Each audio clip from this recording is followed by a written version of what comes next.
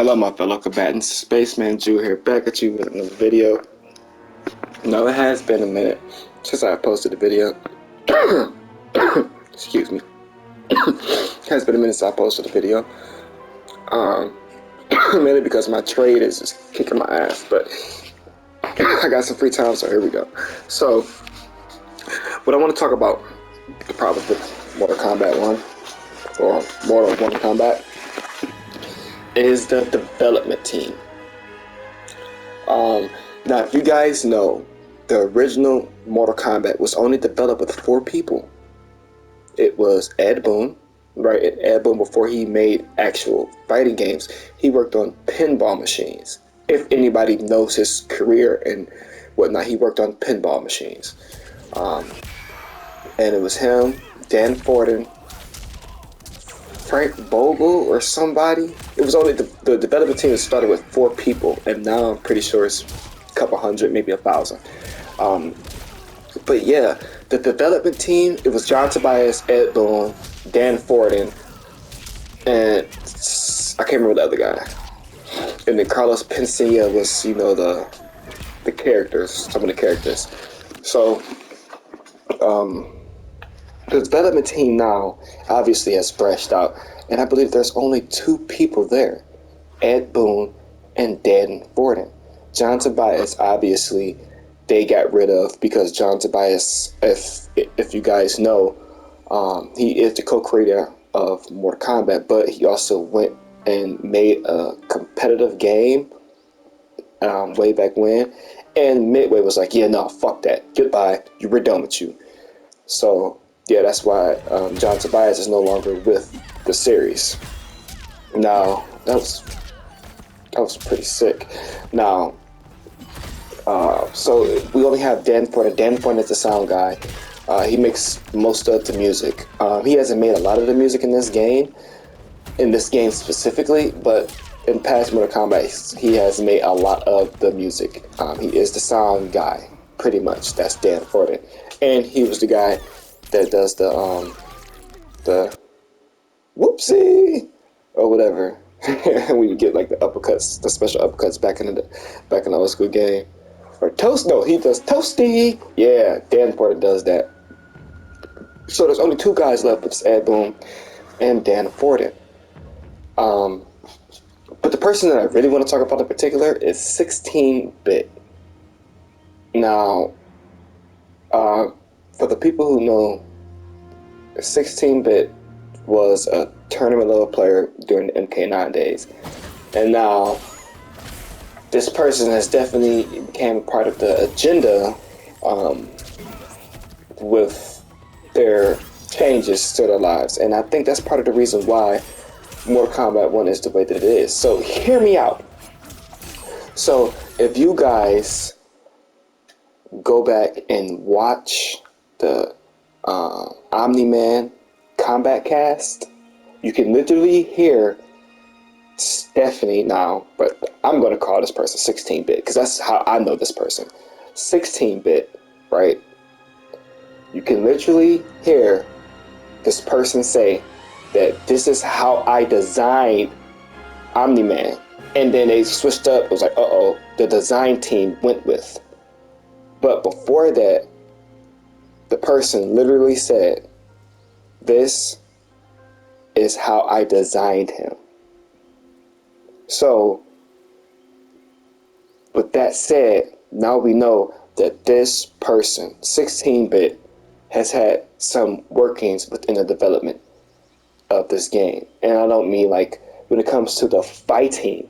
I mean, from just how the characters look, how they act, the mannerisms, the story, and everything. And that's why some of the women are just overly propped up. Like Sindel. Why is she not the queen of Indenia, but she's the queen of Outworld, when it should be Onaga that should be ruling Outworld because Shao Kahn is in general? Shao Kahn killed Onaga and took Onaga's place, and then he conquered Indenia and Reptile's realm, and then Natara's realm. But for some reason, in M1K, that's already has taken place. And it's because of They have some people that's with the agenda, for sure, and that's part of the wokeness with this game. Um, so, like I said, you really got to go back and watch that.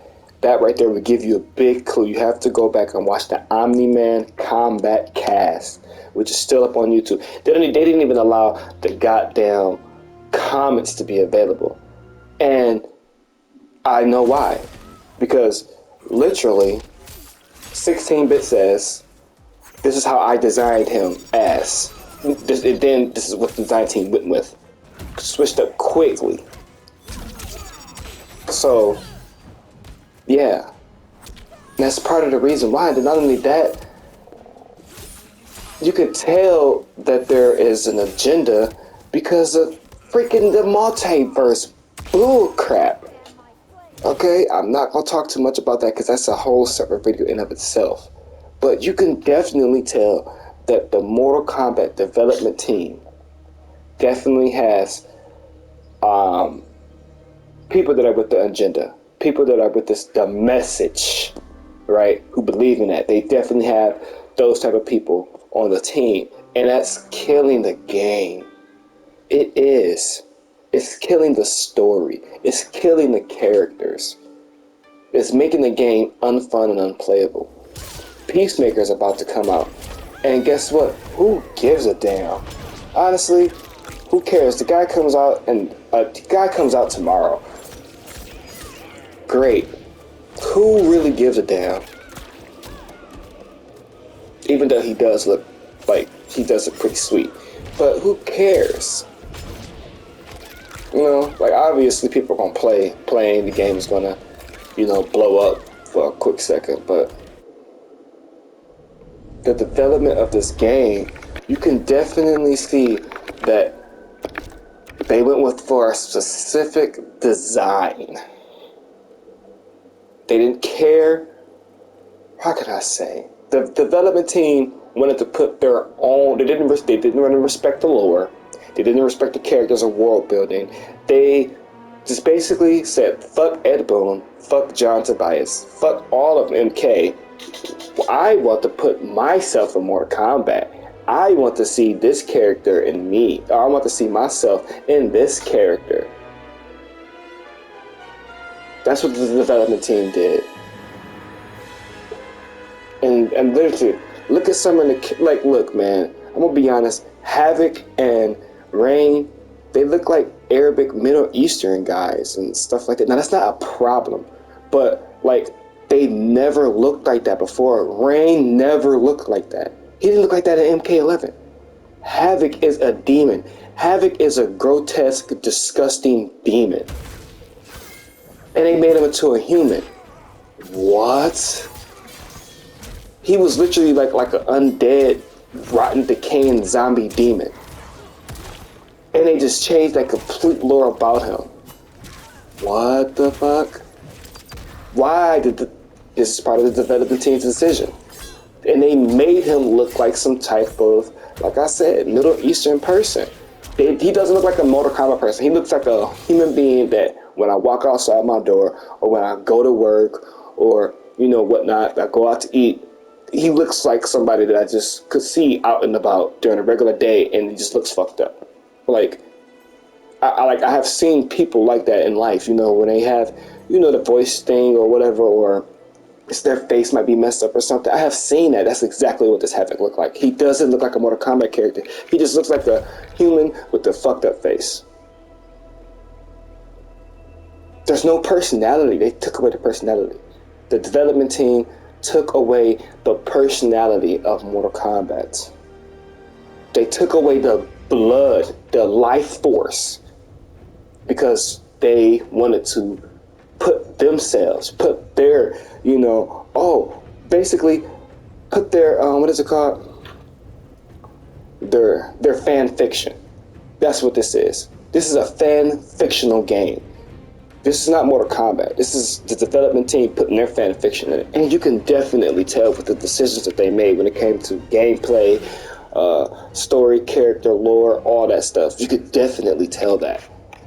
You could And it's really truly sucks because and how can I say, another reboot pretty much gave them freedom to do this, gave the development team the freedom to do all of this bullshit. That's why they wanted to restart over. That's exactly why. And it's stupid and dumb as fuck. So that's the end of this video. I hope you guys enjoyed. Comment, like, and subscribe on this video. Hit the notification bell so you can get notified when I do upload new videos. And as always, peace.